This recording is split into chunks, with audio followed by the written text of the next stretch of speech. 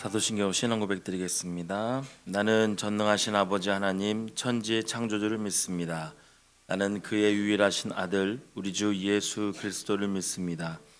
그는 성령으로 잉태되어 동정녀 마리아에게서 나시고 본디오 빌라도에게 고난을 받아 십자가에 못 박혀 죽으시고 장사된 지 사흘 만에 죽은 자 가운데서 다시 살아나셨으며 하늘에 오르시어 전능하신 아버지 하나님 우편에 앉아 계시다가 거기로부터 살아있는 자와 죽은 자를 심판하러 오십니다. 나는 성령을 믿으며 거룩한 공교회와 성도의 교제와 죄를 용서받는 것과 몸의 부활과 영생을 믿습니다. 아멘. 찬송가 397장입니다. 397장. 주 사랑 안에 살면.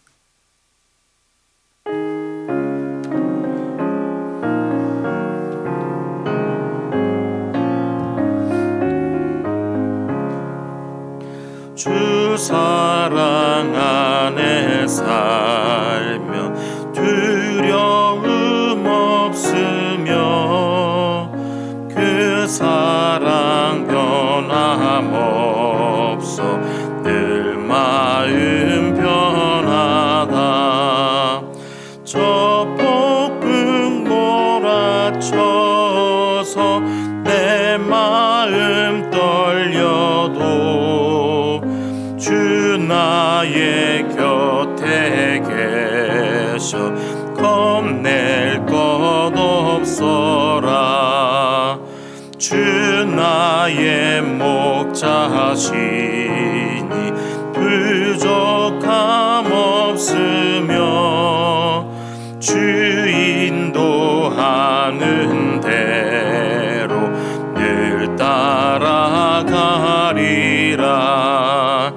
그 지혜 나를 깨쳐 내 앞길 밝히니 나 주의 길을 따라 주 함께 살리라. 저 넓고 푸른 들판 내 앞에 열리고 그 검은 구름 거쳐 대하늘 보인다. 끝없는 나의 소망 저 환한 생명길 참 보배 되신 주님 늘 함께 하소서. 아멘. 하나님의 말씀 사무엘하 14장 12절에서 24절까지의 말씀입니다. 사무엘하 14장 12절에서 24절까지의 말씀 함께 교독으로 보신 후에 마지막에 함께 합독으로 읽겠습니다. 여인이 이르되 청하건대 당신의 여종을 용납하여 한 말씀을 내 주 왕께 여쭙게 하옵소서 하니 그가 이르되 말하라 하니라. 여인이 이르되 그러면 어찌하여 왕께서 하나님의 백성에 대하여 이 같은 생각을 하셨나이까? 이 말씀을 하심으로 왕께서 죄 있는 사람같이 되심은 그 내쫓긴 자를 왕께서 집으로 돌아오게 하지 아니하심이니이다. 우리는 필경 죽으리니 땅에 쏟아진 물을 다시 담지 못함 같을 것이오나 하나님은 생명을 빼앗지 아니하시고 방책을 베푸사 내쫓긴 자가 하나님께 버린 자가 되지 아니하게 하시나이다. 이제 내가 와서 내 주 왕께 이 말씀을 여쭙는 것은 백성들이 나를 두렵게 하므로 당신의 여종이 스스로 말하기를 내가 왕께 여쭈오면 혹시 종이 청하는 것을 왕께서 시행하실 것이라. 왕께서 들으시고 나와 내 아들을 함께 하나님의 기업에서 끊을 자의 손으로부터 주의 종을 구원하시리다 함이니이다. 당신의 여종이 또 스스로 말하기를 내 주 왕의 말씀이 나의 위로가 되기를 원한다 하였사오니 이는 내 주 왕께서 하나님의 사자같이 선과 악을 분간하심이니이다.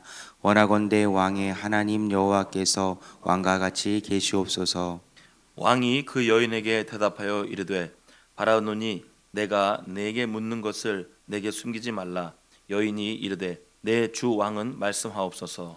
왕이 이르되 이 모든 일에 요압이 너와 함께하였느냐 하니 여인이 대답하여 이르되 내 주 왕의 살아계심을 두고 맹세하옵나니 내 주 왕의 말씀을 좌로나 우로나 옮길 자가 없으리이다. 왕의 종 요압이 내게 명령하였고 그가 이 모든 말을 왕의 여종의 입에 넣어 주었사오니 이는 왕의 종 요압이 이 일에 형편을 바꾸려 하여 이렇게 함이니이다. 내 주 왕의 지혜는 하나님의 사자의 지혜와 같아서 땅에 있는 일을 다 아시나이다 하니라. 왕이 요압에게 이르되 내가 이 일을 허락하였으니 가서 청년 압살롬을 데려오라 하니라. 요압이 땅에 엎드려 절하고 왕을 위하여 복을 빌고 요압이 이르되 내 주 왕이여 종의 구함을 왕이 허락하시니 종이 왕 앞에서 은혜 입은 줄을 오늘 아나이다 하고 요압이 일어나 그술로 가서 압살롬을 데리고 예루살렘으로 오니 함께 읽겠습니다. 왕이 이르되 그를 그의 집으로 물러가게 하여 내 얼굴을 볼 수 없게 하라 하매 압살롬이 자기 집으로 돌아가고 왕의 얼굴을 보지 못하니라. 아멘. 기도하겠습니다. 살아계신 하나님 아버지 은혜를 감사합니다. 지난 간밤에도 저희들을 주님 품 안에서 편히 쉬게 해주시고 또 이 새벽에도 저희들을 주 앞에 불러주심을 감사합니다. 물을 떠난 고기가 살 수 없음과 같이 저희가 주의 은혜가 없이는 한순간도 살 수 없음을 고백합니다. 이 새벽에도 말씀과 기도 가운데 저희들을 만나주시며 주의 성령으로 충만케 하여 주옵소서. 기도의 영을 부어주시고 마땅히 간구할 것들로 기도할 수 있게 하여 주옵소서. 이 새벽에도 주님께 예물을 드립니다. 11조 성교 1,000번째 또 구역 예물을 드립니다. 하나님 아버지 믿음으로 또 순종으로 감사함으로 드리는 예물을 주님이 기뻐 받으시고 약속하신 하늘의 복과 땅의 복으로 충만하게 채워 주옵소서. 주의 은혜로 종의 가정들을 형통케 해주시며 그 자녀들을 축복하여 주옵소서. 예수님의 이름으로 축복하며 기도하옵나이다. 아멘. 이 새벽에도 주의 은혜와 축복이 함께 하시기를 축원합니다. 오늘 비도 오는데 이렇게 새벽에 나오셔서 감사합니다. 이제 그 다윗을 하나님께서 깨우치실 때에 이제 사용하신 것이 이야기였습니다. 그러니까 바세바와 간음하고 난 다음에도 하나님은 나단을 보내서 이제 이야기를 하나 들려주죠. 이제 부자 사람이 가난한 사람의 양을 빼앗은 이제 그 이야기를 들려줌으로써 다윗이 어떤 잘못을 했는지를 깨닫게 해주십니다. 여기도 보면 이제 요압이라는 사람이 이제 다윗의 마음을 돌이키기 위해서 드고아에서 한 여인을 불러다가 이제 마치 그 여인이 자기 이야기인 것처럼 이렇게 이야기를 하죠. 사실 꾸민 이야기죠. 꾸민 이야기인데 자기 이야기인 것처럼 이야기를 하게 하고 그래서 그 이야기를 들려줌으로써 다윗이 이제 어떤 결정을 내릴 수 있도록 그렇게 해줍니다. 이제 이것이 이제 이야기가 가지고 있는 힘이에요. 이제 이야기를 통해서 자기 자신의 모습을 이렇게 대입을 해볼 수 있고 또 객관적으로 이렇게 들여다볼 수 있게 하는 것이죠. 하나님은 다윗의 죄를 책망하는 게 목적이 아니라 만약에 책망하는 게 목적이었다면은 나단에 가서 너 왜 이런 죄를 지었느냐, 내가 왜 간음했느냐, 막 이렇게 하고 하나님이 내가 너한테 이런 벌을 줄 것이다 이렇게 이제 이야기를 했겠죠. 근데 그것보다는 깨닫게 하는 게 목적이었어요. 다윗이 내가 죄를 지었고 내가 뭘 잘못했는지를 깨닫게 하는 게 목적입니다. 왜냐하면은 하나님이 우리에게 원하시는 것은 징계나 벌이 아니에요. 우리가 깨닫고 성숙하고 달라지는 것, 우리가 회개라 그러죠. 달라지는 것이 목적인 겁니다. 그래서 이제 이런 그 하나님의 방법을 이제 우리 부모님들도 배우시면 참 좋을 것 같아요. 부모님들도 평상시에 자녀들하고 얘기할 때 어떤 스타일로 얘기하시는가 한번 생각해 보세요. 자녀가 뭐 잘못한 게 있어요. 그럼 어떻게 접근을 해요? 어떻게 접근합니까? 가장 기본적인 접근은 일단 지적부터 하죠. 너 이거 왜 했어? 네가 한 거야? 뭐 때문에 한 거야? 막 이러면서 잘한 거야, 못한 거야? 막 이러면서 막 지적부터 합니다. 그러면 사람은 일단 이제 상대로부터 공격을 당하면은요 본능적으로 방어를 해요. 이게 내가 잘했는지 못했는지 생각할 겨를이 없어요. 본능적으로 딱 방어를 합니다. 그래서 인간의 그 뇌 구조도 보면은요 이 전두엽이라는 게 있다는 거 여러분 많이 들으셨죠? 이 전두엽이 움직여야 종합적 판단을 해요. 여러 가지 상황을 종합적으로 판단합니다. 그런데 사람이 흥분하거나 두렵거나 불안하거나 그러면은요, 이 전두엽 기능이 마비가 돼요. 멈춰버려요. 그러면은 뇌간이라 그래서요, 파충류의 기능을 움직입니다. 파충류의 기능이 뭐냐면은 그냥 인간이 숨 쉬고, 그러니까 우리가 숨을 쉬고 하는 걸, 요걸 움직여주는 게 뇌간이라는 거예요. 예, 사람이 식물 인간이 돼도 호흡을 하잖아요. 스스로 호흡을 하는 게, 그런 기능을 움직여주는 게 이 뇌간인데, 이게만 남는데요. 예, 그러면 이 뇌간은요, 본능적 반응만 합니다. 배고프면 먹고, 화나면 승질 내고, 이렇게 본능적 반응만 해요. 이게 딱 본능적 반응을 하게 되면은 자녀들이 이 판단할 수 있는 능력을 잊어버립니다. 본능적으로 부모가 나를 공격하니까 방어할 생각부터 해요. 그러면 이제 그때부터 논쟁이 되죠. 네가 잘못했잖아. 내가 뭐 잘못했다고? 나만 잘못한 거야. 형도 잘못했는데 막 이러면서 이제 애들이 막 대들어요. 그러면 이제 아무리 주거니 받거니 얘기를 해도 그 자녀의 잘못을 깨우칠 수가 없습니다. 그래서 좋은 방법 중에 하나가 뭐냐면은 이야기예요. 이야기를 듣다 보면은 나하고는 떨어진 이야기처럼 이야기를 듣게 되고, 이제 그 이야기 갖고 이제 나에게 적용을 시키는 것입니다. 그래서 여러분들도 이런 이야기를 가지고 이렇게 자녀들하고 대화하는 법을 배우시면은 참 좋으실 거예요. 그래서 문제는 이제 이야기거리가 많지 않다는 거예요. 그렇죠? 우리가 이야기할 수 있는 이야기거리가 많지 않다는 건데, 그 이야기거리 중에서 많은 게 성경이에요. 성경 창세기부터 계시록까지는 많은 이야기들이, 많은 이야기들. 근데 그 이야기는 하나님이 만든, 하나님의 역사를 통해서 역사 속에서 사건을 일으켜서 그 사건을 기록하게 만든, 하나님이 만든 이야기고요. 또 그 이야기 속에는 우리의 인생과 신앙의 다양한 것들이 그 이야기 속에 담겨져 있습니다. 그래서 여러분들이 뭐 TV 드라마니 뭐 이런 거에 익숙해지는 것보다, 그거는 이제 작가가 쓴 거잖아요. 인간인 작가가 쓴 건데, 이제 그런 데 익숙해지는 것보다는 성경 이야기에 익숙해지면 참 다양한 여러분들이 이야기거리를 가질 수 있고요. 그것을 모티브로 해서 자녀들과 많은 이야기를 나눌 수 있습니다. 그래서 이제 오늘 이야기도 참 좋잖아요. 이 다윗의 이야기 얼마나 재밌지 않나요? 예? 이 다윗 이야기를 읽을 때마다 얼마나 이렇게 흥미진진하고 얼마나 재밌습니까? 이제 이런 이야기들을 여러분들이 좀 읽고 익숙하게 갖고 있고, 그러면서 이제 아이들하고 얘기할 때 이런 이야기를 들려주는 거고, 그거 갖고 대화를 하는 거예요. 그래서 어떤 사건이 일어날 때 아이들하고 깊이 있는 대화를 하려면은 그 이야기를 아이가 미리 알고 있으면 좋아요. 그럼 훨씬 말하기가 좋습니다. 그래서 이렇게 신앙이 좋은 이제 목사님들하고 이야기를 하잖아요. 그러면 참 오랜만에 만난 사람들도 좋아요. 왜냐면은 기본적인 이 성경 이야기를 알고 있으니까 그 속에서 진짜 이야기를 할 수 있는 거예요.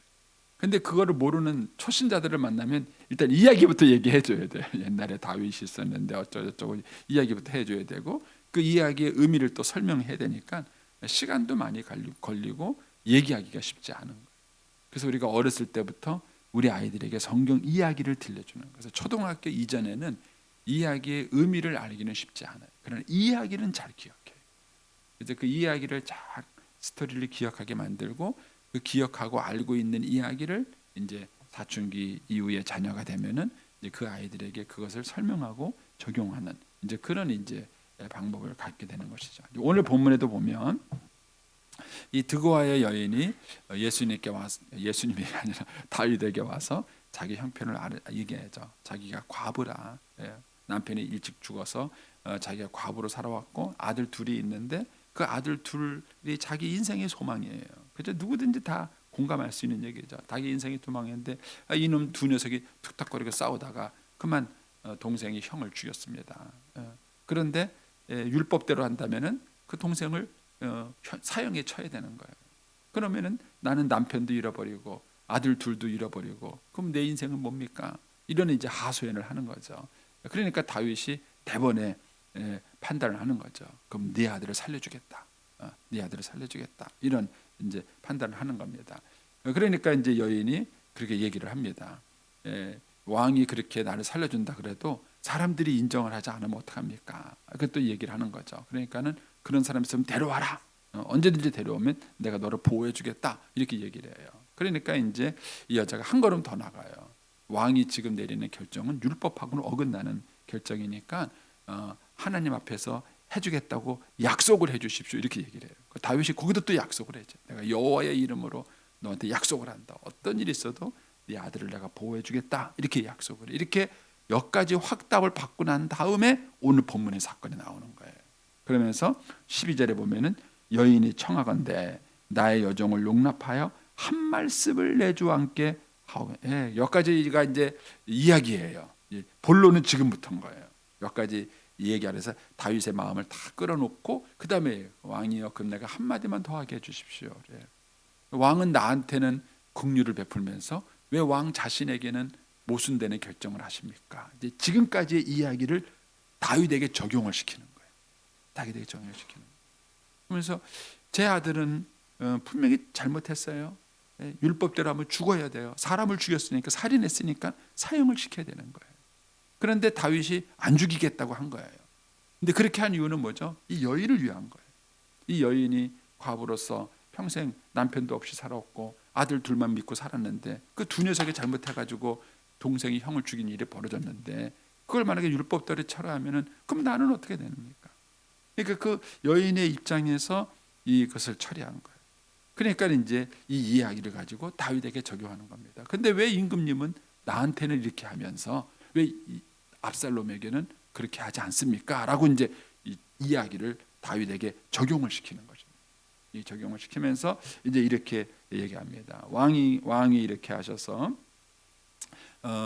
이제 이스라엘 백성들한테 어떤 것이 참된 길인지를 왕이 보여주셔야 되는데 그런 본을 보여줄 위치에 있는데 그 왕이 어떻게 해서 그렇게 못하십니까? 이렇게 얘기를 해요. 그러면서 14절에 이런 얘기를 하죠.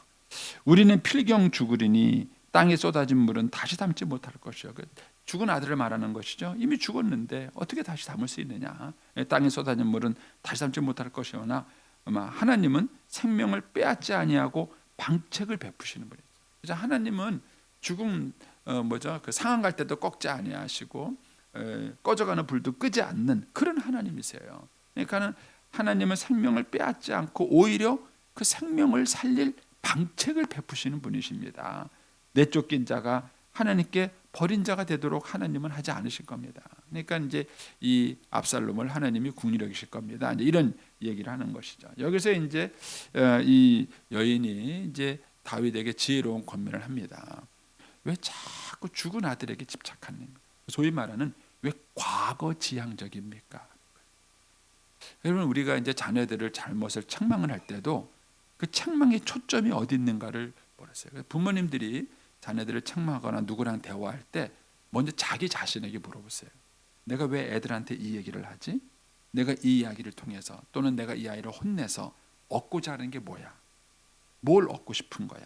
이 이야기의 진행을 내가 어디로 끌고 가고 싶은 거야? 그거를 자기 자신에게 먼저 물어보셔야 돼. 근데 부모님들이 그걸 물어보지 않고 무조건 화부터 내고 무조건 이야기부터 하다 보면은 대체 내가 이거를 얘기해서 어떤 결론을 내려고 하는지를 모르고 이야기를 진행할 수도 있어요. 여기서 얘기하는 거예요. 지금 임금님은 과거 지향적입니까? 미래 지향적입니까? 암논이 죽었다는 것, 압살롬이 아들을 죽였다는 것, 그 문제에 대한 과거 집착에 대해 있으면은 미래로는 못 가는 거예요. 근데 이미 아들은 죽었다는 거예요.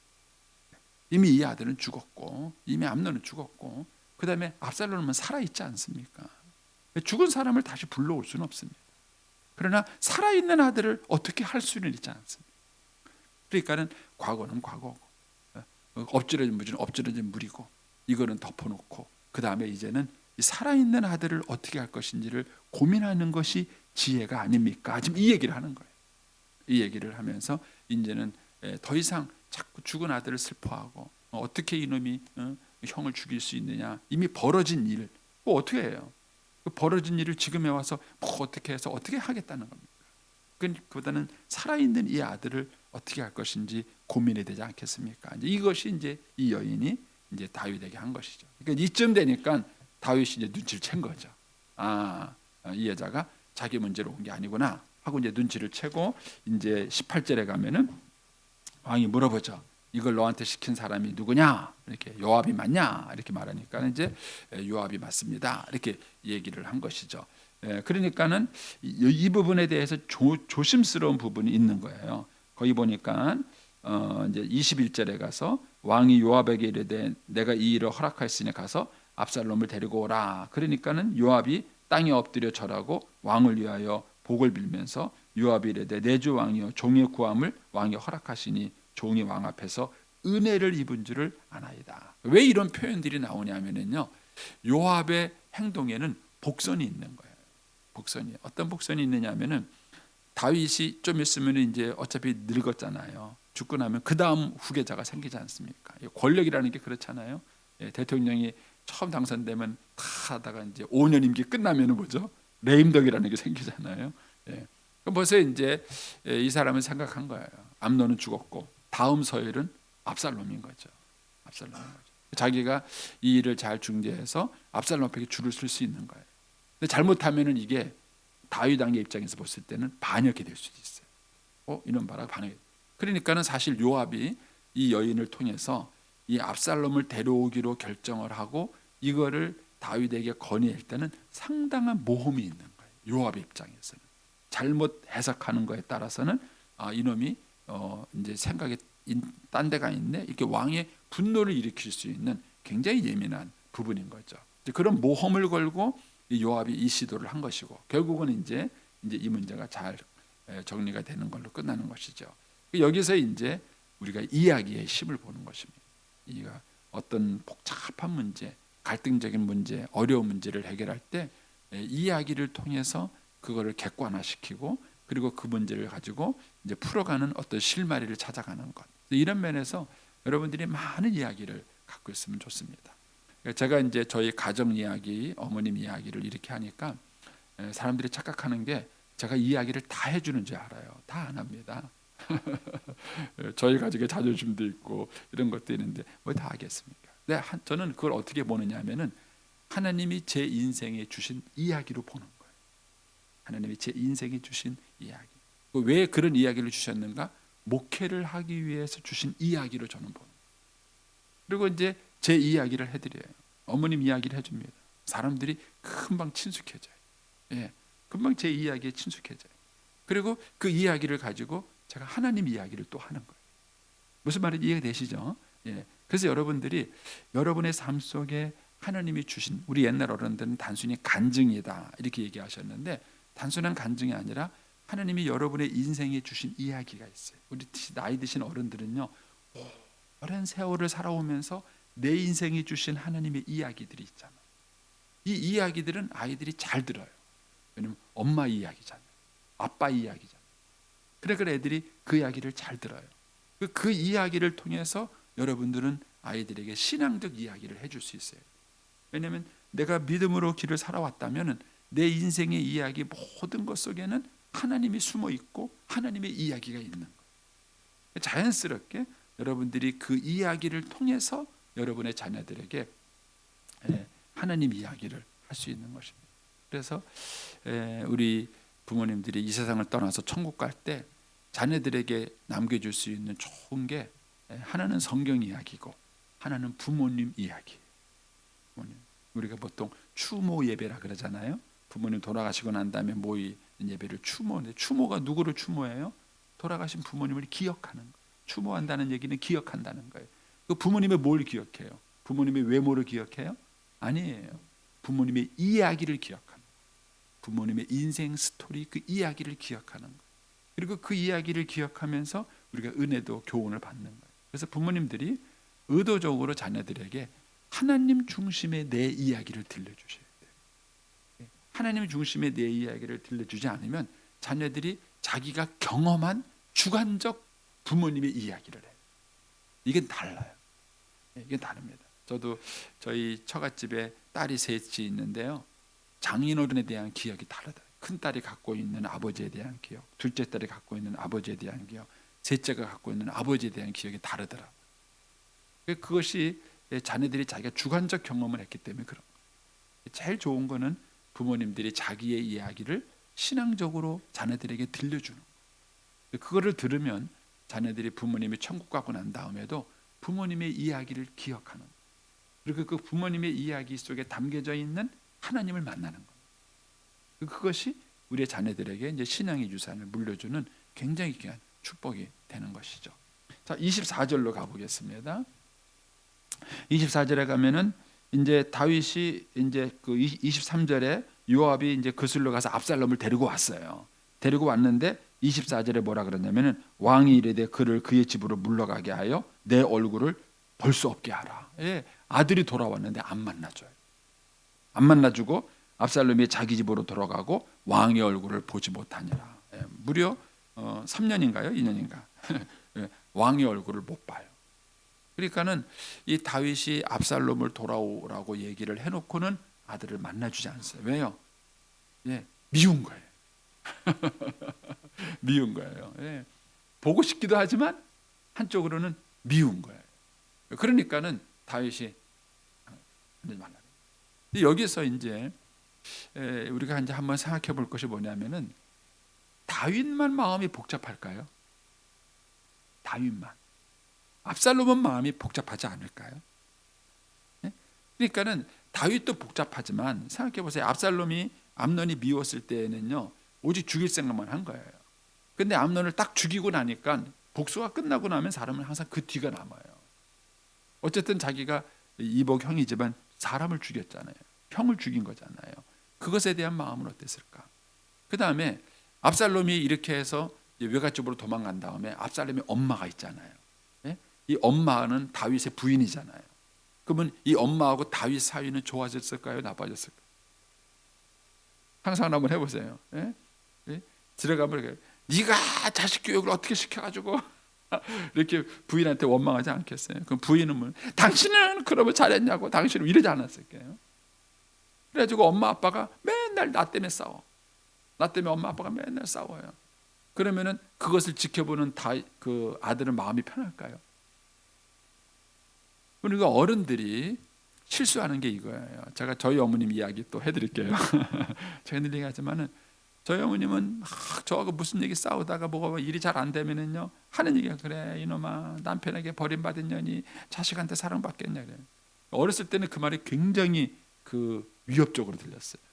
그래서 더 이상 어머님 마음을 아프게 하고 싶지 않았어요. 그래서 그 얘기가 딱 나오면 저는 입을 닫아요. 더 이상 얘기하지 않아요. 거기서 얘기 딱 끝나요. 그러면 이제 뭐 우리 어머님 이긴 거나 마찬가지죠. 싸움에서 어떻든 자기가 한 방 날려가지고 이겼으니까. 저는요 해결이 안 된 거예요. 그냥 말을 멈췄을 뿐이지 제 안에 있는 답답함이나 이런 것은 하나도 해결되게 아니에요. 그때는 어려서 몰랐어요. 근데 나이가 들어서 제가 이렇게 보니까 우리 어머님이 잔인하시더라고요.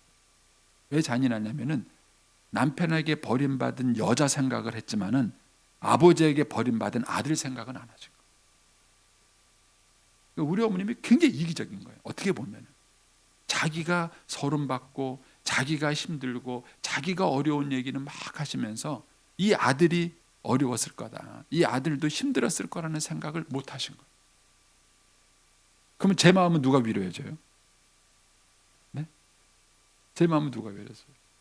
저는 어쨌든 하나님 믿어서 하나님께 위로를 받은 거예요.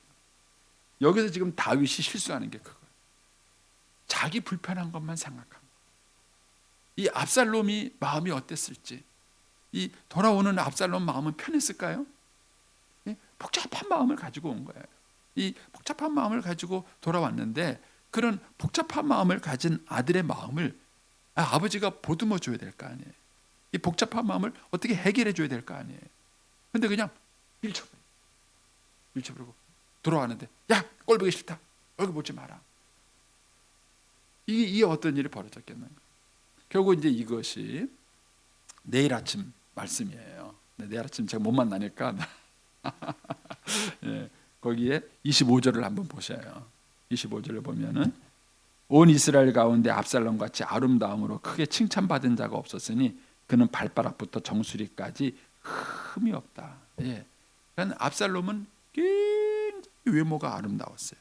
훌륭했어요. 그런데 마음은요. 마음은 처참한 것입니다. 부모들이 이걸 볼 줄 몰라요.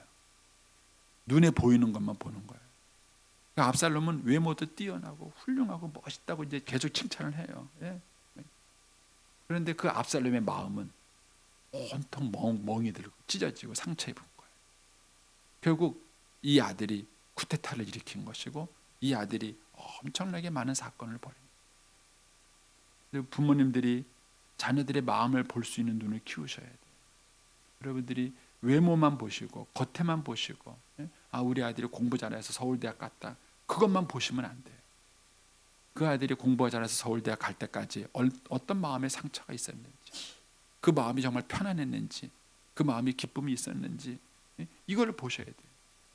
근데 그것만 생각하는 거예요. 부모만 생각하는 거예요. 여기서 이제 다윗이 아버지답지 못한 거예요.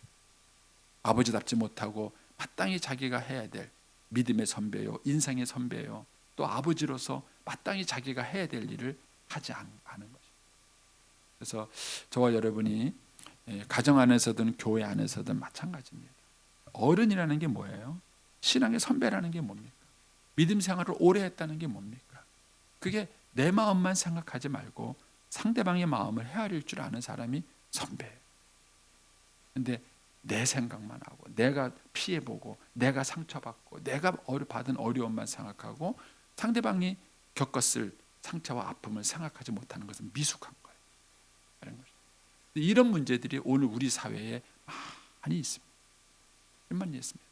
그래서 저와 여러분의 이 사건을 다시 한번 잘 묵상하면서 한번 이 이야기 속에 담겨져 있는 하나님의 마음도 배우시고 정말 저와 여러분이 이 시대에 상대방의 외모가 아니라 마음을 볼 수 있고 또 부모로서 우리의 자녀들의 그러니까 부모가 떠나기 전에 해결해 주고 가셔요. 제가 얘기했잖아요.